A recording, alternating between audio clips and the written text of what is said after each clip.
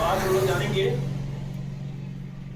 Class 10 के साथ साथ जूनियर क्लास के स्टूडेंट्स के लिए भी इंग्लिश ये मैथ के बहुत ही इंपॉर्टेंट पार्ट है, बहुत ही इंपॉर्टेंट लेसन है। इसके बारे में आज हम लोग जानेंगे परीक्षा के दृष्टिकोण से भी, क्योंकि अभी बोर्ड एग्जाम है क्लास 10 के, उसको ध्यान में रखते हुए चलिए कुछ अनछुए पहलुओं को छूते हैं। शायद सामान्य चीज़ों को हम लोग पहले से जानते हैं, कुछ नई चीज़ों को भी जानेंगे।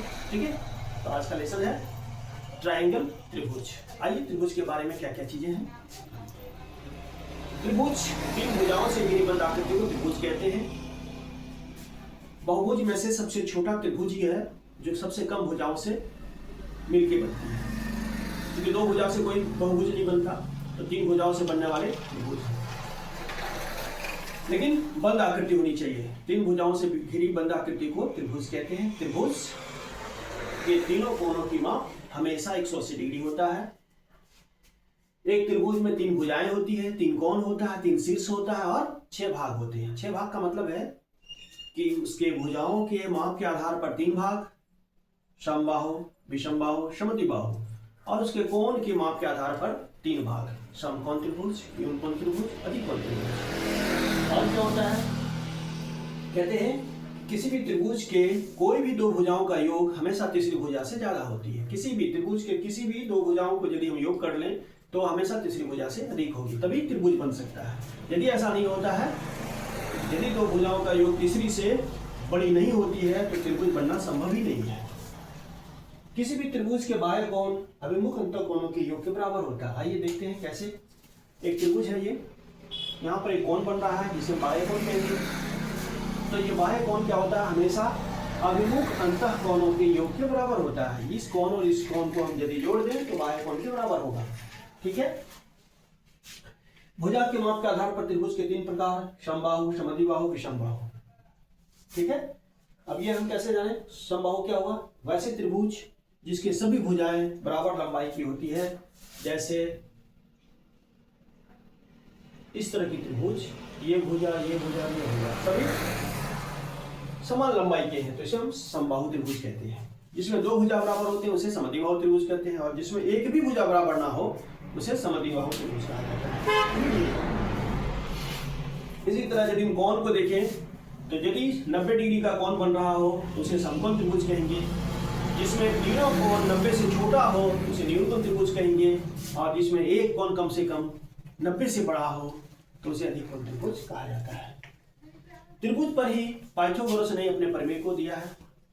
एक यूनानी गणितज्ञ, बहुत ही प्रसिद्ध पाइथागोरस ने विभिन्न अध्ययनों के पश्चात इस निष्कर्ष को निकाला कि किसी भी समकोण त्रिभुज में, सभी त्रिभुजों में नहीं, केवल समकोण त्रिभुज में क्या होता है, समकोण त्रिभुज में उन्होंने देखा कि कर्ण जो होते हैं, जैसे ये कर्ण है, कर्ण की लंबाई जो होती है वह लंब के और आधार के वर्ग की लंबाई का योग के वर्गमूल के बराबर होता है। आइए इस फॉर्मूला को देखते हैं। उन्होंने बताया था किसी भी समकोण त्रिभुज में, प्रत्येक समकोण त्रिभुज में कर्ण का वर्ग आधार के वर्ग एवं लंब के वर्ग के योगफल के बराबर होता है। यदि हमें कर्ण निकालना हो, हमें लंब और आधार दिया हो, तो इस फॉर्मूला से हम आसानी से निकाल सकते हैं। त्रिभुज पर ही प्रसिद्ध यूनानी गणितज्ञ थेल्स ने भी अपनी प्रमेय को दिया है।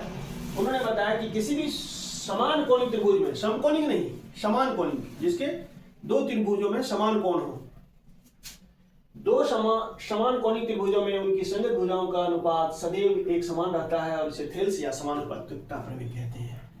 इस प्रमेय का नाम है समानुपातिकता प्रमेय। थेल्स के सम्मान में इसे थेल्स प्रमेय भी कहा जाता है। आइए इसके अलावा हम लोग जानते हैं समरूप क्या होता है। दो आकृतियां जिनके आकार समान हो परंतु आवश्यक रूप से अमाप समान न हो, समरूप आकृति कहते हैं।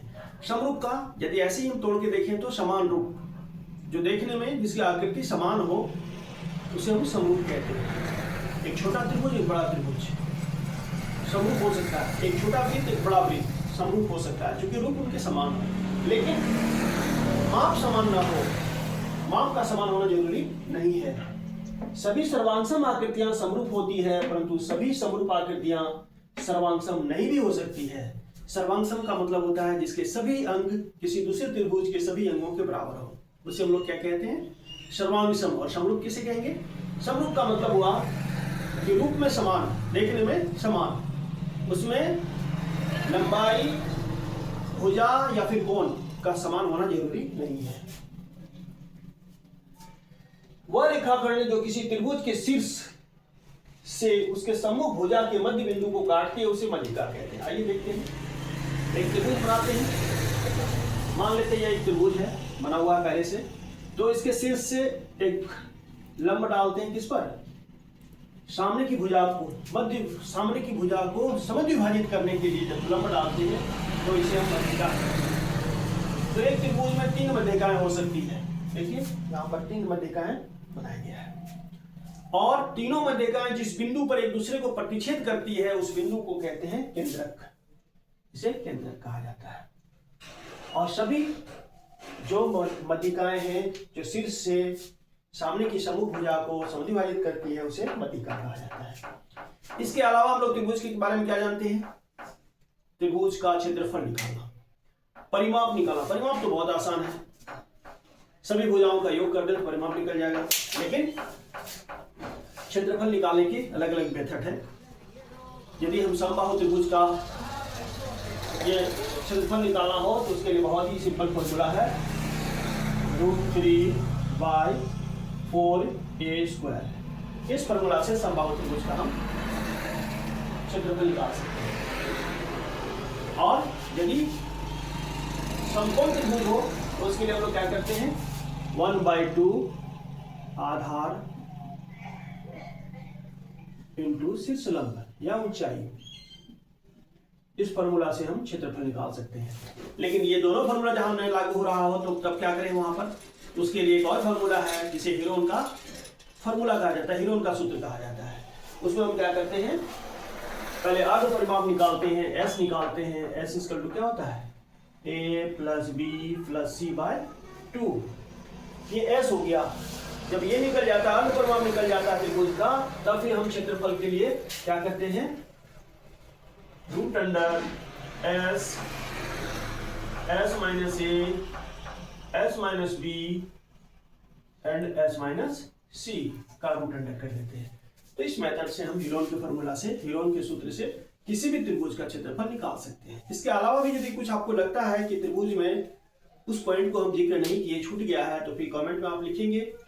अगली बार हम ध्यान रखेंगे इस बात का कि उसे भी ऐड कर लिया जाए। तो ये आपके लिए इंपॉर्टेंट लेसन था, मुझे लगा कि भाई इसे बताना जरूरी है, तो मैंने आज इस चीज़ों को इंपॉर्टेंट लगे तो आप शेयर कीजिए, सब्सक्राइब कीजिए, और जो भी टॉपिक, जो भी कंटेंट हम दे रहे हैं उसे देखिए।